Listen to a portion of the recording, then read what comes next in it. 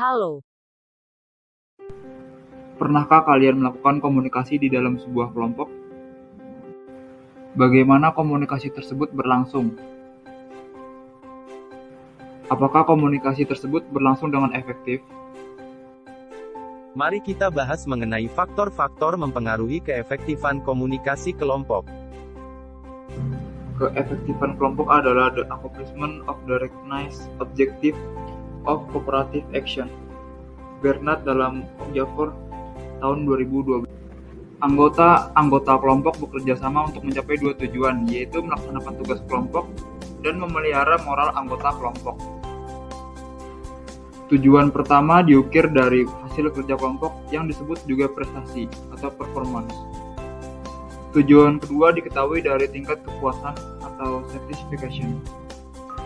Faktor situasional karakteristik kelompok.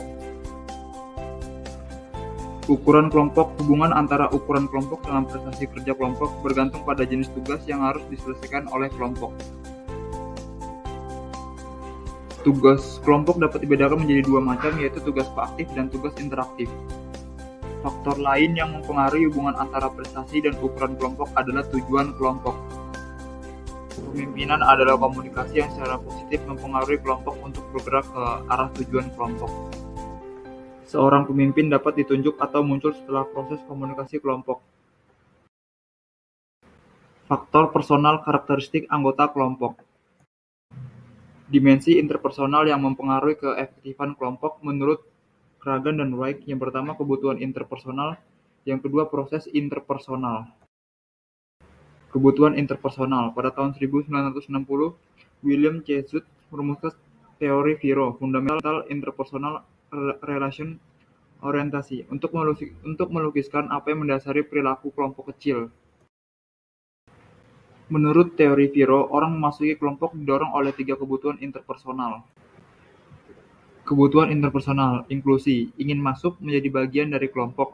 Yang kedua ada kontrol, ingin mengendalikan orang lain dalam suatu tatanan hierarkis. Yang ketiga ada affiliation, ingin memperoleh kekerabatan emosional dari anggota kelompok yang lain. Proses interpersonal meliputi keterbukaan, percaya, dan empati. Peran yang dimainkan anggota kelompok dapat membantu menyelesaikan tugas kelompok, memelihara suasana emosional dan kondusif. Atau sebaliknya, peran memiliki dampak negatif, yaitu hanya menampilkan kepentingan individu saja.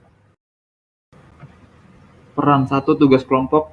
Yang kedua, peran pemeliharaan kelompok. Yang ketiga, peran individual. Kami dari kelompok 6 yang beranggotakan Abiyah Husnul Khotimah, Franka Florenza, Marsha Nurhusna, Muhammad Reza Hakim, dan Nurul Syahira.